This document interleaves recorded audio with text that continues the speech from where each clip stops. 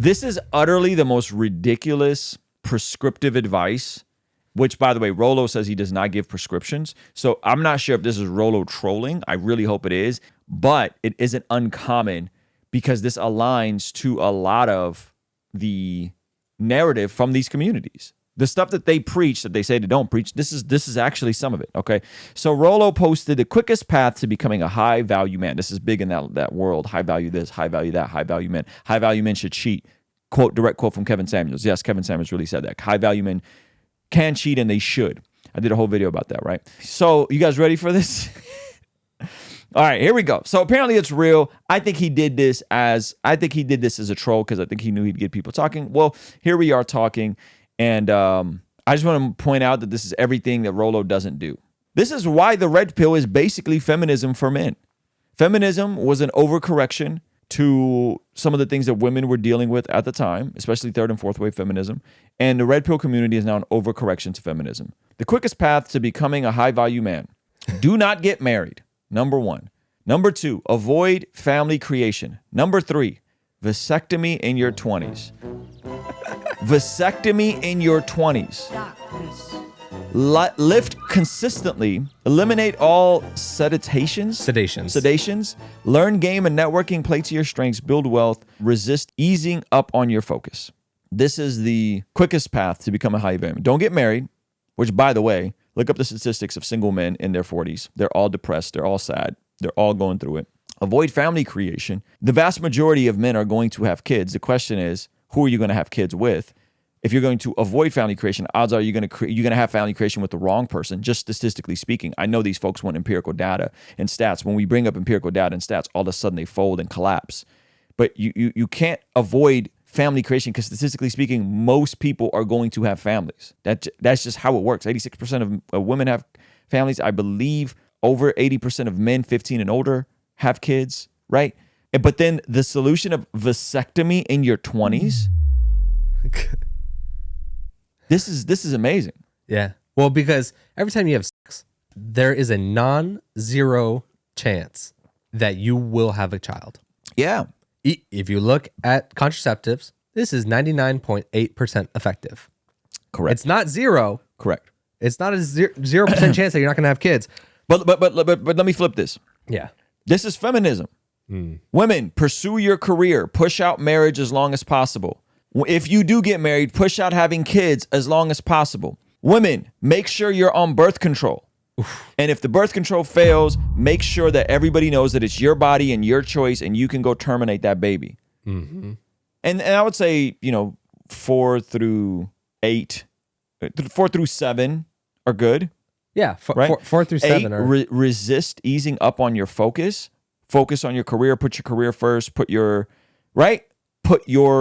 stuff first. Put your dreams and your ambitions above all else. Yeah. Right? Which, by the way, completely contradicts what the scriptures actually prescribe. Mm-hmm. The scriptures prescribe that men are to lay down their life for their wife the way Christ laid down the life for the church. The scriptures prescribe younger women to be attuned with caring for their family. And what is that? Titus, 2 Timothy or Titus, it prescribes older women to teach younger women to love their husbands, to submit to their husbands, and to be focused on their children.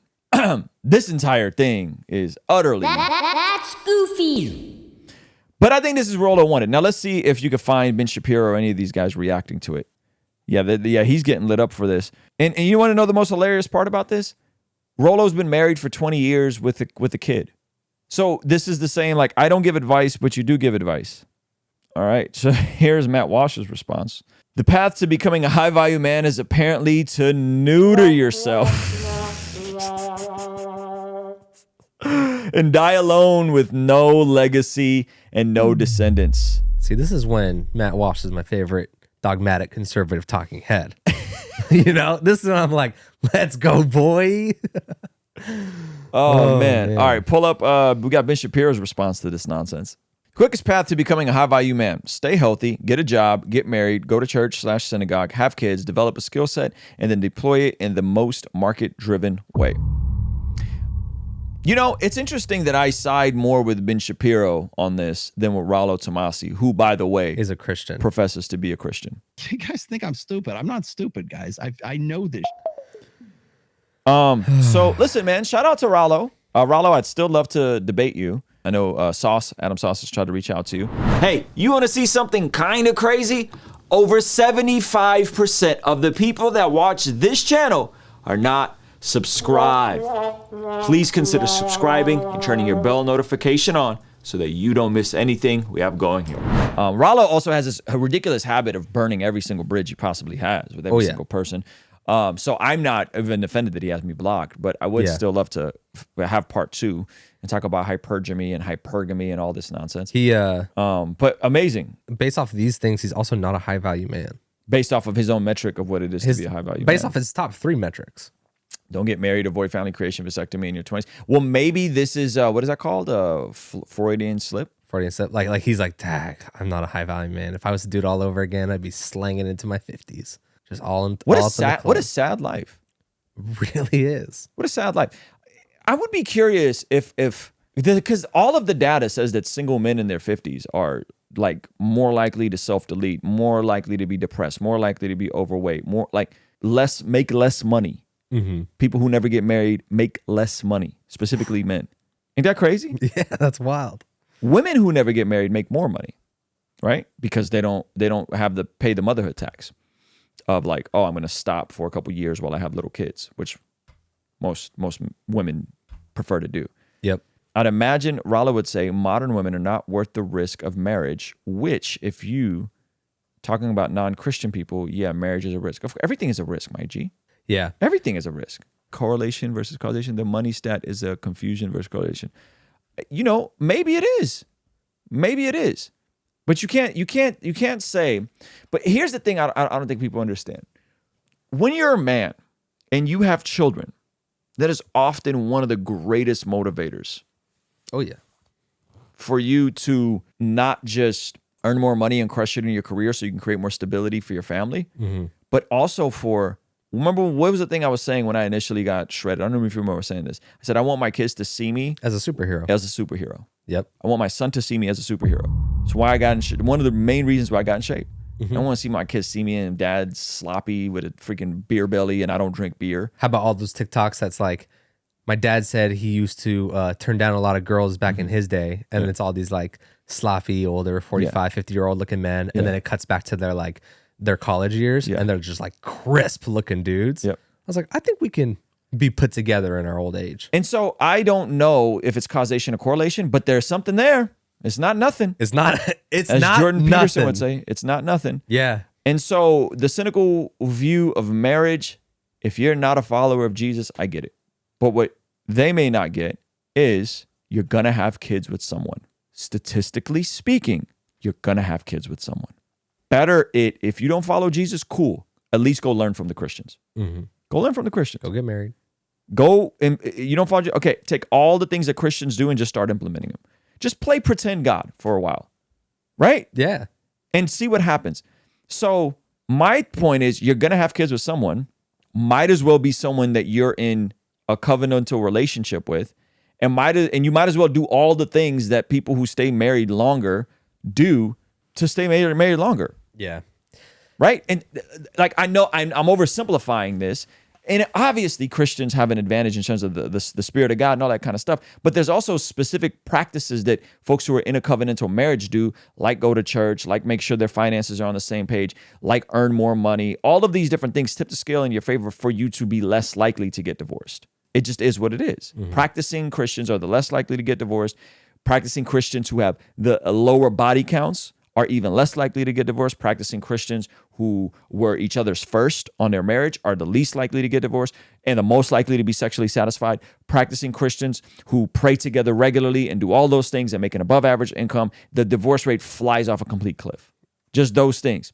So, I mean, my advice to folks that are in the world is like, okay, at least give the functional practicality of Christianity a try. Yes. Because it's in your best interest. And if you give the functional practicality of Christianity, like go to church every Sunday, even if you're like, yeah, I don't know about this whole resurrection Bible thing. Just go to church every Sunday for a year. A solid Bible-believing church, and watch what happens to your inner man. Yeah.